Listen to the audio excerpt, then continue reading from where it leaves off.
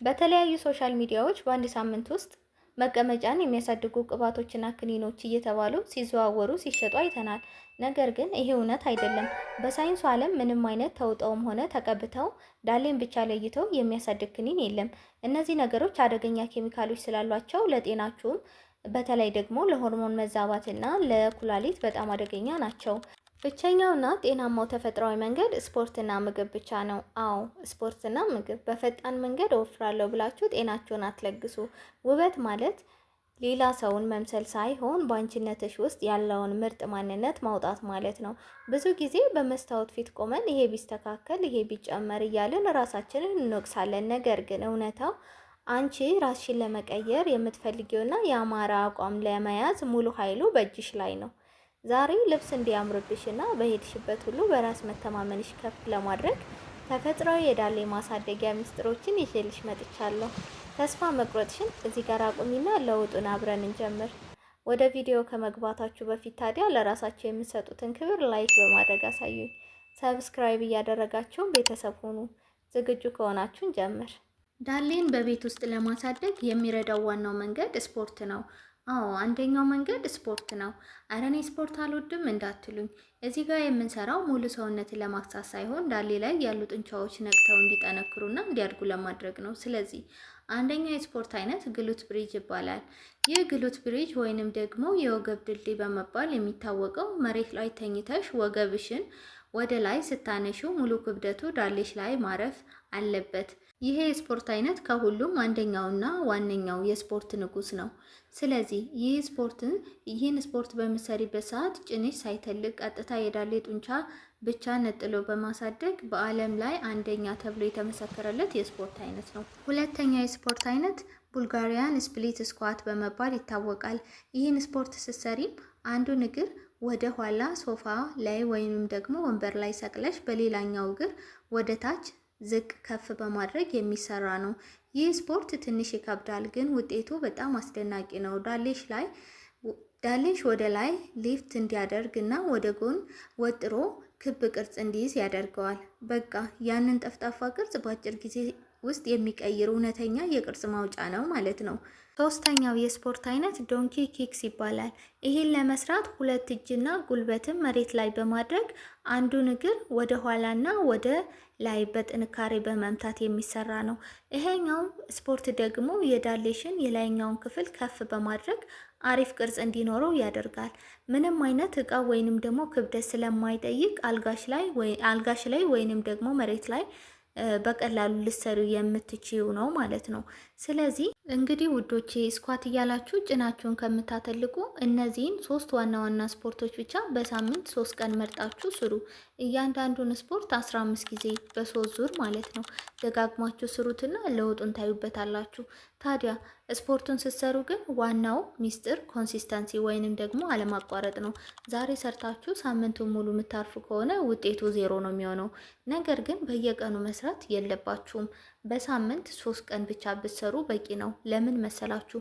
ጡንቻ የሚያድገው በስፖርት ብቻ ሳይሆን በረፍትም ነው። ስለዚህ ስፖርት እየሰራችሁ በደንብ ረፍት ስታደርጉበት ጡንቻችሁ የመጠንከር ባህሪ ይኖረዋል ማለት ነው።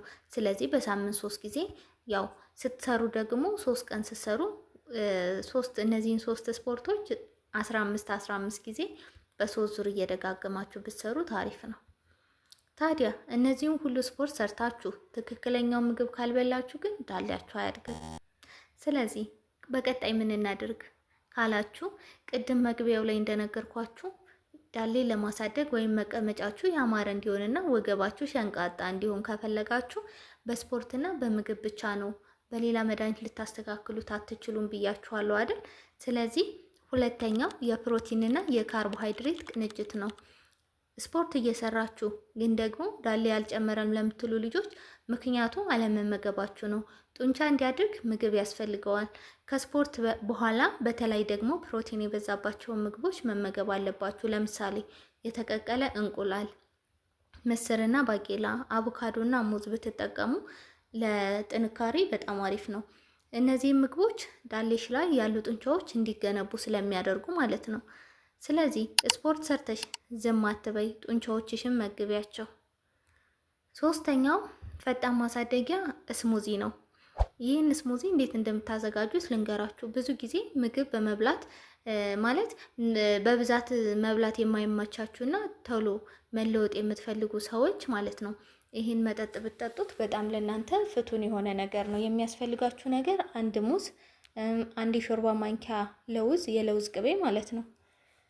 ከዛ ላይ አንድ ኩባያ ወተትና 2 ማንኪያ አጃ መጨመር ነው። እነዚህን አንድ ላይ ፈጭታችሁ በየቀኑ ከስፖርት በኋላ ብትጠጡት ይህ መጠጥ ከፍተኛ የሆነ ሄልዝ ካሎሪ ስላለው እና ፕሮቲን ስላለው በቀጥታ ወደ ዳሌ ጡንቻ በመሄድ በአጭር ጊዜ ውስጥ ለውጥ እንድታመጡ ያደርጋችኋል። ነገር ግን ስፖርት ሰርታችሁ ፕሮቲንን በልታችሁ ካልተኛችሁ ግን ጡንቻው የመጠገን እድል አያገኝም። ስለዚህ በቀን ከ7 እስከ 8 ሰዓት ድረስ መተኛት እጅግ በጣም ወሳኝ ነገር ነው።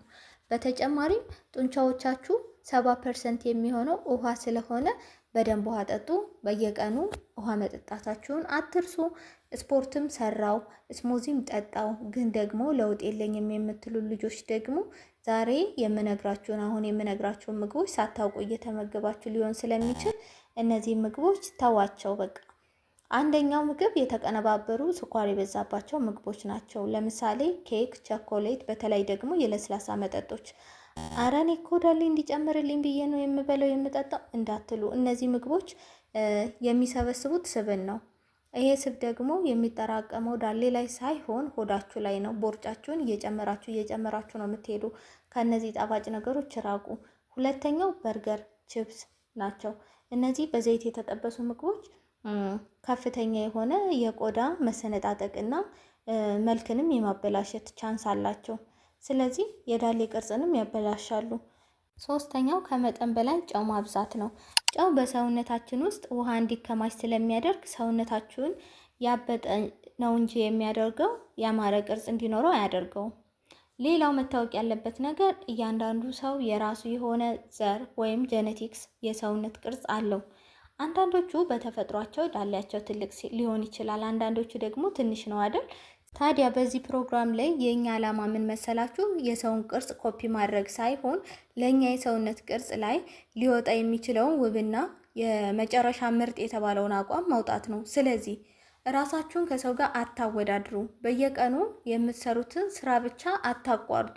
ነገር ግን አብዛኞቻችሁ የምትሰሩት ትልቅ ስህተት ምንድን ነው ካልን በአንድ ሳምንት ውስጥ ለውጥ ትፈልጋላችሁ። ብዙ መቸኮል የለባችሁም። ተፈጥሯዊ ነገር ጊዜ ይወስዳል። ማንም ሰው በ3 ቀን ውስጥ ታምር ሊያሳይሽ አይችልም። ስለዚህ ቢያንስ ለ4 ሳምንት ማለትም ለ1 ወር ይህንን ህግ ሳታቋርጡ ሞክሩትና ለውጡን እዩት። በዛሬ ቪዲዮ ጠቃሚ ሆኖ ካገኛችሁት ለጓደኞቻችሁ ሼር ማድረጋችሁ እንዳትረሱ። እናንተስ ከነዚህ ስፖርቶች ውስጥ የቱን ትወዳላችሁ? ኮሜንት ላይ ያሳውቁኝ። በሚቀጥለው ቪዲዮ እስከምንገናኝ ድረስ ሰላም ቆዩ።